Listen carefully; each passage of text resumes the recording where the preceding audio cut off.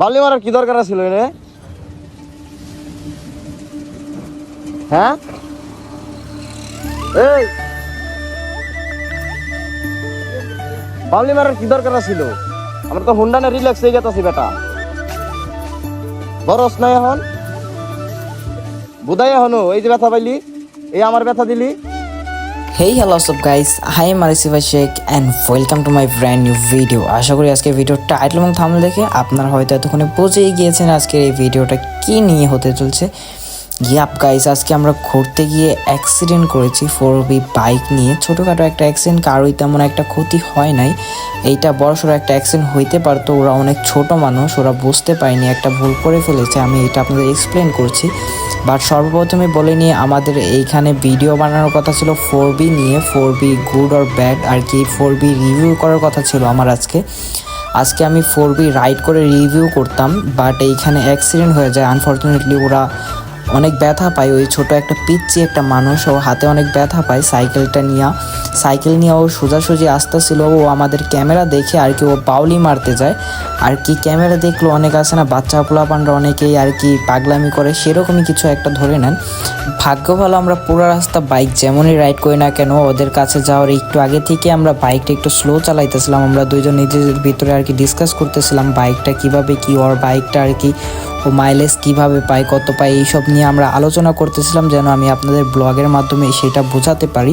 আর আমি এই 4B বাইকটা খুবই কম রাইড করছি আর কি। ও তো ওর নিজের বাইক, ও আর কি বেশি রাইড করছে, ওর এক্সপিরিয়েন্সটা একটু বেশি, সেই জন্য আমি জানতে চাইতেছিলাম আপনাদের, যেন আমি ভালোভাবে এক্সপ্লেন করতে পারি।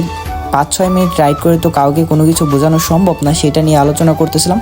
হুট করে ওরা আমাদের সামনে আসে, আর ওদের চিকন চাক্কা, তো সাইকেল তো সবসময় চিকন চাক্কা হয়, সেটা আপনারা জানেনই। সাইকেলের চিকন চাক্কা হওয়ার কারণে ও বাউলি মারার পর না আমাদের ডান পাশের বাম্পারে এসে লাগে। এরপর আর কি ও বুঝতে পারে নাই, ওরা বাচ্চা মানুষ বুঝে নাই, না বুঝে একটা ভুল করে ফেলছে। ওরা আর কি বাউলি মারতে গিয়া না বাম্পারে এসে লাইগা যায় আর কি। আমাদের 4B যে ডান পাশে যে বাম্পারগুলো থাকে আর কি বড় বড়, সেই বাম্পারে এসে লাইগা যায়, আর ও স্লিপ কাইটা পড়ে যায়, ওর হাতের অনেক অংশটাই কেটে যায়। আর সেই মুহূর্তে আমরা ওদের একটু বকাঝোকা করি, এরপর ছাইরা দিই, ওদের আর বেশি কিছু বলি না। ওর হাতে অনেকটাই ছুঁইলা গেছে, ওইটা থেকে অনেক ব্লিডিং হইতেছিল, এর জন্য ওকে আর বেশি কিছু বলি না। আর সেইখানে মানুষ হিসেবে আমাদের পক্ষেই কথা বলছিল, কারণ রংটা পুরাটাই ওদের ছিল, আর ওদের দেখে খুবই ভালো মানুষ মনে হইতেছিল। ওরা হয়তো মাদ্রাসায় পড়ে, এরকম টাইপের, ওদের চুলের কাটিং দেখেও এরকমই মনে হইতেছিল। আর ওরা হয়তো খুবই ভালো ফ্যামিলির মানুষ আর কি। পিচ্চি তো এখনও ছোট মানুষ, বুঝতে পারে না বুঝে একটা ভুল করে ফেলছে।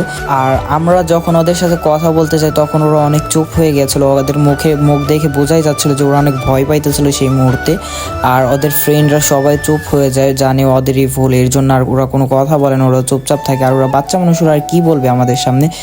আর আমাদের তেমন একটা ক্ষয়ক্ষতি হয় না এইখানে, শুধু আমাদের বাম্পারটা বাঁকা হয়ে যায়। আর আমার যে ফ্রেন্ড যে রাইড করতেছিল আর কি, আজকে আমি ব্লগ করতেছিলাম না আর কি, আমার হেলমেট মাউন্ট ক্যামেরা আমি সব কিছু ওকে পরাই দিই, আর ওই ভিডিও করতেছিল। আমি শুধু বলছিলাম আমি ভয়েস ওভার দিয়ে দেবো না, আমার বাইক রাইড করার কোনো ইচ্ছা ছিল না, সেই জন্য ওকে দিই, ও বাইক রাইড করে দিতেছিল আর কি, ভিডিও বানাই দিতেছিল, আমি শুধু পরে ভয়েসটা ওভার করে দিতাম আর কি। 4B বাইকটা কেমন এইটার একটা রিভিউ করতাম। পরে আনফর্চুনেটলি এইভাবে একটা অ্যাক্সিডেন্ট হয়ে যায়, দুর্ঘটনা হয়ে যায়। এখানে আরও বড় কিছু হতে পারতো, সেখানে ছোটোখাটো একটা কিছু হয়ে বেঁচে গেছি, এটাই অনেক আল্লাহর অশেষ রহমত, আমরা বেঁচে গেছি সেইখান থেকে। ওদেরও তেমন একটা ক্ষতি হয় না, অল্পের ভিতরে গিয়েছে। আপনারা এখানে র ফুটেজটা দেখতেই পারবেন ওদের সাথে কি হয়েছে।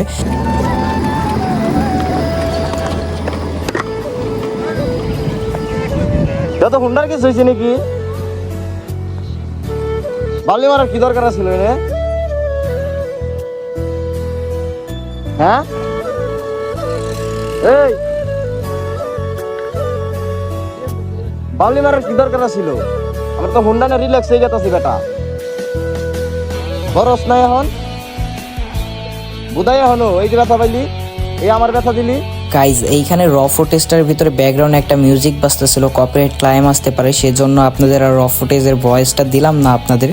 আর এইখানে ওদের দুইটা মুরব্বী ছিল, ওনারা ওদের বকাঝকা করতেছিল, কারণ এইখানে ওরা অল্পের উপরে বেঁচে গিয়েছে, হয়তো ওরা ভবিষ্যতে এর থেকেও বড় কোনো অ্যাক্সিডেন্ট করতে পারে। আর আমার ফ্রেন্ডটা শুধু পায়ে একটু ব্যথা পাইছে, একটু না ভালো একটু ব্যথা পাইছে, আর ওর বাইকের বাম্পারটা বেঁকা হয়ে যায়। তাছাড়া আমাদের কোনো ক্ষতি হয় না, ওর সাইকেলের মোটামুটি ক্ষতি হয়েছে, আর ওর হাতের নিচের অংশটা একটু ছুঁইলা গেছে, একটু না অনেকখানি চলে গেছে আমি দেখছি, আর ওর ওইখান থেকে অনেক ব্লিডিং হইতেছিল। সবাই ওদের বোঝাইতেছিল যে এরকম ভুল যেন আর না করে, নেক্সট টাইম আর এর থেকে ভালোভাবে সাইকেল চালানোর জন্য বলতেছিলাম। সাইকেল যেন এইভাবে না চালায়, এইভাবে চালালে ওদেরই ক্ষতি, আর ওরা অনেক ছোট এখন, ওরা যদি এইভাবে বাউলি টাউলি মারে তাহলে ওদেরই পরে বড়সড় একটা ক্ষতি হতে পারে। আর এইখানে আমি ওর হাতটা দেখতেছিলাম, ওর হাতটা হালকা একটু না অনেকটাই ছুলে গিয়েছে, হালকা বললে ভুল হবে, রক্ত পড়তেছিল অনেক। আর আমি বলি এইখান থেকে তুমি ডাক্তারের কাছে চলে যাও, ডাক্তারের কাছে গিয়ে আগে ড্রেসিং করো ওইটা। আর ওদের বোঝায় দেন ওইখান থেকে আমরা আমাদের বাইকের কাছে চলে যাই। দেন আমরা বাইকটা দেখি আমাদের বাইকের কি কি ক্ষতি হয়েছে।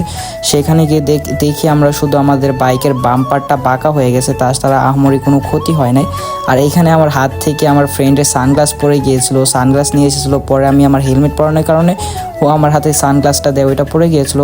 পরে ওইখান থেকে নিয়ে আমি ওকে বলতেছিলাম যে যখন অ্যাক্সিডেন্ট করছি তখন এর ভিডিও অফ ছিল, আর কি যখন অ্যাক্সিডেন্ট করি আমরা তখন ফুটেজটা অফ ছিল, তখন ভিডিও করতে পাইনি, সেজন্য আপনাদেরকে দেখাইতে পারিনি অ্যাক্সিডেন্টটা কীভাবে হয়েছে। অ্যাক্সিডেন্ট করার পর আমি ক্যামেরাটা চালু করি, আর দেখেন ডান পাশের যে বাম্পারটা ওইটা ব্যাকা হয়ে গিয়েছে, আমি এইভাবে টেনে করতে পারছিলাম না।